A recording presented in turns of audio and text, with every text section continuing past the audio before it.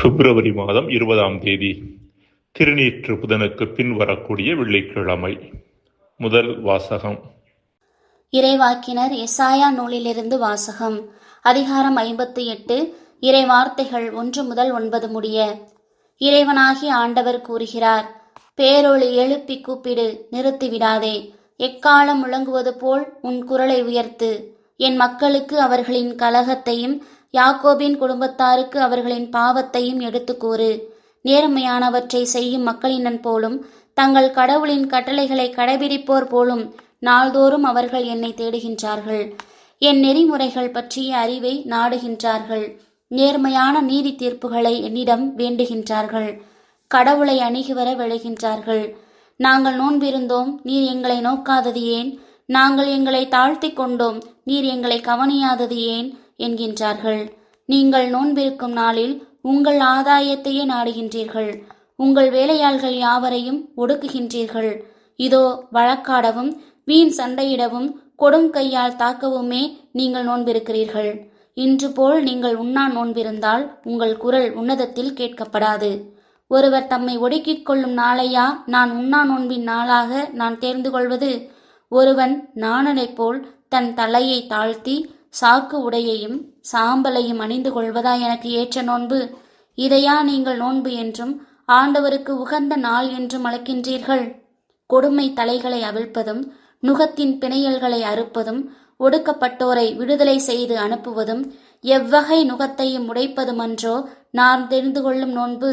பசித்தோருக்கு உங்கள் உணவை பகிர்ந்து கொடுப்பதும் தங்க இடமில்லா வறியோரை உங்கள் இல்லத்திற்கு அழைத்து வருவதும் உடையற்றோரை காணும்போது அவர்களுக்கு உடுக்க கொடுப்பதும் உங்கள் இனத்தாருக்கு உங்களை மறைத்து கொள்ளாதிருப்பதும் அன்றோ நான் விரும்பும் நோன்பு? அப்பொழுது உன் ஒளி விடியல் போல் எழும். விரைவில் உனக்கு நலமான வாழ்வு துளிர்க்கும். உன் நேர்மை உனக்கு முன் செல்லும். ஆண்டவரின் மாட்சி உனக்கு பின் சென்று காக்கும். அப்போது நீ ஆண்டவரிடம் மன்றாடுவாய், அவர் உனக்கு பதிலளிப்பார். நீ கூக்குரல் இடுவாய், இதோ நான் என்று அவர் மறுமொழி தருவார். ஆண்டவரின் அருள்வாக்கு. இறைவா உமக்கு நன்றி. நற்செய்தி வாசகம். மணமகன் அவர்களை விட்டு பிரிய வேண்டிய காலம் வரும், அப்போது அவர்களும் நோன்பு இருப்பார்கள். மத்தேயு எழுதிய தூய நற்செய்தியிலிருந்து வாசகம். அதிகாரம் 9 வசனங்கள் 14-15 வரை. அக்காலத்தில் யோவானின் சீடர் இயேசுவிடம் வந்து, நாங்களும் பரிசேயரும் அதிகமாக நோன்பு இருக்க உம்முடைய சீடர்கள் ஏன் நோன்பு இருப்பதில்லை என்றனர். அதற்கு இயேசு அவர்களை நோக்கி, மணமகன் தங்களோடு இருக்கும் வரை மணவிருந்தினர்கள் துக்கம் கொண்டாட முடியுமா? மணமகன் அவர்களை விட்டு பிரிய வேண்டிய காலம் வரும், அப்போது அவர்களும் நோன்பு இருப்பார்கள். ஆண்டவரின் அருள்வாக்கு. கிறிஸ்துவே உமக்கு புகழ். அன்புக்குரியவர்களே, 2016 ஆண்டு மருத்துவத்துறைக்கான நோபல் பரிசை பெற்றவர் ஜப்பானைச் சேர்ந்த யோஷினோரி ஒசுமி என்பவர். இந்த பரிசை அவர் பெற்றதற்கான காரணம் அவர் மேற்கொண்ட ஆட்டோஃபாஜி என்கிற ஆய்வு.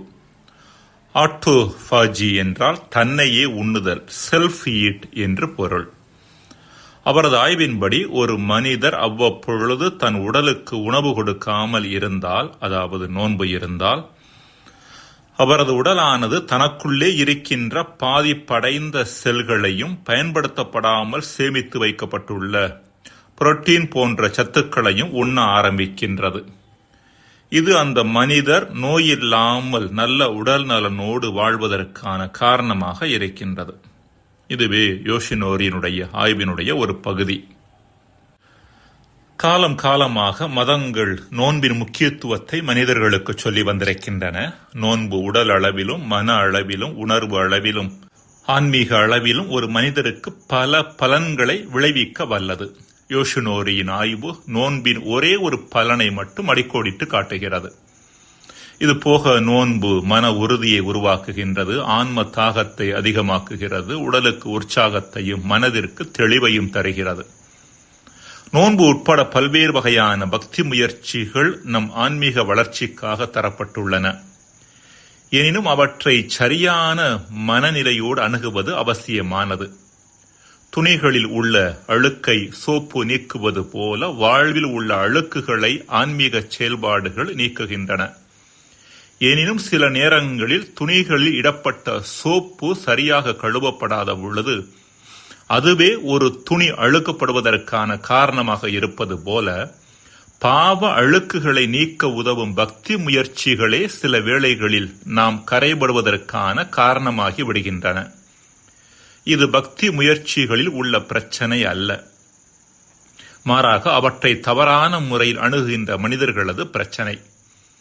இறைவனோடு உடனான உறவை கட்டியெழுப்ப கொடுக்கப்பட்ட நோன்பு என்கின்ற அற்புதமான வழிமுறை எவ்வாறு இஸ்ரேல் மக்கள் தங்களிடையே சண்டையிடவும் வழக்காடவும் சுய லாபத்தை நாடவும் காரணமாக இருந்தது என்பதை எசாயா வழியாக இறைவன் கண்டித்தார். இதுவே இன்றைய முதல் வாசகம். ஆன்மீக செயல்பாடுகளை கடைபிடிப்பது மட்டும் போதுமானது அல்ல, அவற்றை சரியான மனநிலையோடு அணுகுவது அதைவிட முக்கியமானது என்பதே இறைவன் நமக்கு கற்றுத்தரக்கூடிய பாடம். இல்லையில் நமது பக்தி முயற்சிகள் கூட பரிசேயர்களின் நோன்பை போல அர்த்தமற்றவையாகவும் சில வேளைகளில் நம் அகந்தையை வளர்த்தெடுக்கக்கூடிய அளவிற்கு ஆபத்தானவையாகவும் மாறிவிடக்கூடும். புனித பிரான்சிஸ் அசிசியார் வாழ்வில் நடந்த நிகழ்வு இது.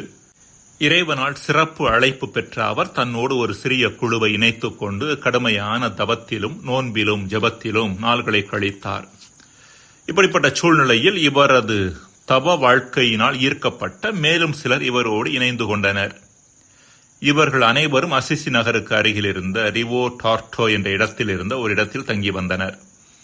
புதிதாக வந்தவர்கள் பிரான்சிஸ் அசிசியாரை போலவே கடுமையான நோன்பு வாழ்வை மேற்கொண்டனர். இப்படிப்பட்ட நிலையில் ஒரு நாள் இரவு தனக்கு அருகில் முனகல் சப்தம் வருவதை கேட்ட அசிசியார் அங்கு சென்று பார்த்தார். அங்கு கடுமையான விரதம் மேற்கொண்ட புதிய சகோதரர்களில் ஒருவர் நான் சாகப் போகிறேன் என்று பிதற்றிக் கொண்டே இருந்தாராம். அவரை எழுப்பி என்னவென்று கேட்டபொழுது பசியால் தான் வாடுவதாக கூறினார். உடனே பிரான்சிஸ் அசிசியார் வேறு சில சகோதரர்களிடம் உடனே உணவு தயாரிக்கும்படி சொன்னார். உணவு தயாரான பின்பு தானே முதலாவதாக அமர்ந்து சாப்பிட ஆரம்பித்தார். பின்பு பசியாயிருந்த சகோதரரையும் அழைத்து சாப்பிடச் சொன்னாராம். பசியால் வாடிய சகோதரர் முதலில் சாப்பிட ஆரம்பித்தால் மற்றவர்கள் அவரை ஏளனமாக பார்க்க வாய்ப்பிருக்கிறது என்ற காரணத்தினாலேயே அசிசியார் இவ்வாறு செய்ததாக சொல்லப்படுகிறது. பின்பு அவர் தம் சகோதரர்களை பார்த்து இவ்வாறு சொன்னாராம். அவசியமின்றி அளவுக்கு அதிகமாக உணவு உண்ணுவது எவ்வளவு தவறானதோ அதே அளவிற்கு தவறானது அளவுக்கு அதிகமான நோன்பும் ஒருத்தலும் என்று சொன்னாராம். மன்றாடுவோமாக. இறைவா, நாங்கள் ஆன்மீக பக்தி முயற்சிகளை கடைபிடிப்பவர்களாக இருப்பதோடு அவற்றை சரியான மனப்பக்குவத்தோடு கடைபிடிக்கக்கூடியவர்களாக இருக்க எங்களுக்கு வரம் தருவீராக. ஆமேன்.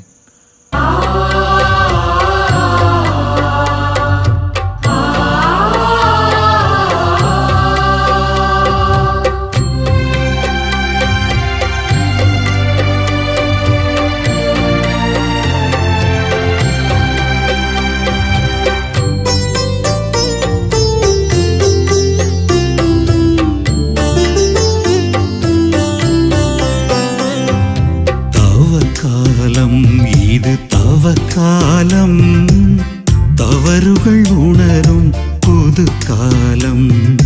தவக்காலம் இது தவக்காலம். சிலுவையில் மீட்பு வரும் காலம். பிழைகளை தீருத்திடும் திருக்காலம். மனதினை தீருத்திடும் ஒரு காலம். இறையினை பணிந்திடும் உயர்காலம். கவலையில் கரைந்திடும் துயர்காலம். தவக்காலம் இது தவக்காலம். தவறுகள் உணரும் புது காலம்.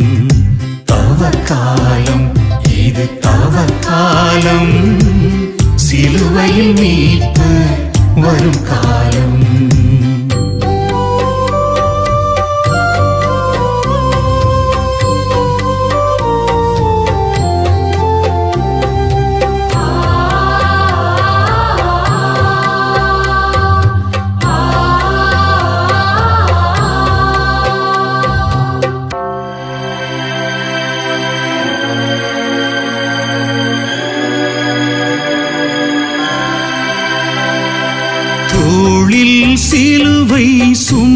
சுமந்த தேவன் தாளில் நாமும் பணிந்திடுவோம்.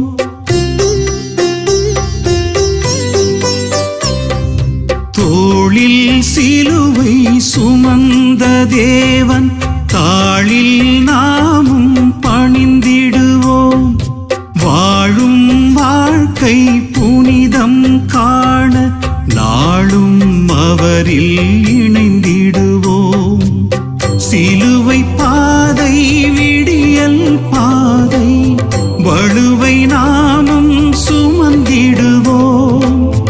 அழிவை மாற்ற பழியை ஏற்ற பரமன் பாதம் அமர்ந்திடுவோம்.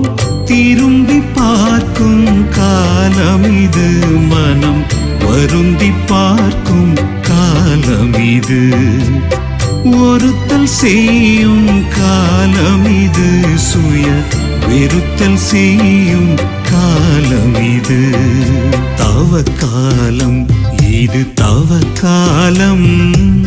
தவறுகள் உணரும் புது காலம். தவக்காலம் இது, தவக்காலம். சிலுவையில் மீட்பு வரும் காலம்.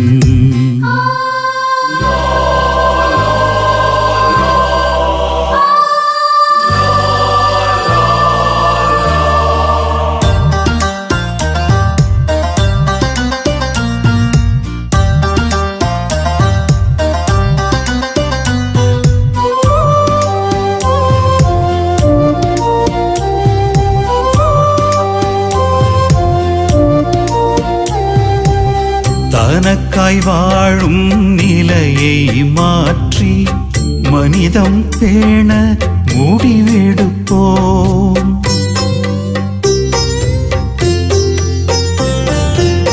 தனக்காய் வாழும் நிலையை மாற்றி மனிதம் பேண முடிவெடுப்போம். பரிவு இரக்கம் மனதின் உருக்கம் இதையாய் நாமும் வடிவெடுப்போம். இடைவிடாத ஜபத்தை நாமும் தடையில்லாமல் செய்திடுவோம்.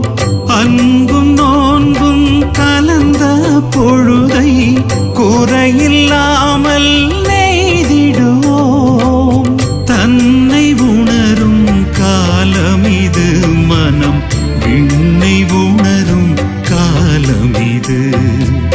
பாவம் விலக்கும் காலம் இது, இறை பாலம் அமைக்கும் காலம் இது. தவக்காலம் இது, தவக்காலம். தவறுகள் உணரும் புது காலம். தவக்காலம் இது, தவக்காலம். சிலுவையில் மீட்பு வரும் காலம். பிழைகளை தீர்த்திடும் திருக்காலம். மனதினை தீர்ப்பிடும் ஒரு காலம்.